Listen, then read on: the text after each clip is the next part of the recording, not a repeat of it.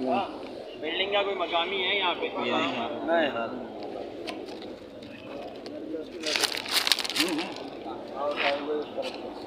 Camera इधर करो ना। औज़ुबिल्लाहिमिनश्शैतानिर्रजीम, बिस्मिल्लाहिर्रहमानिर्रहीम।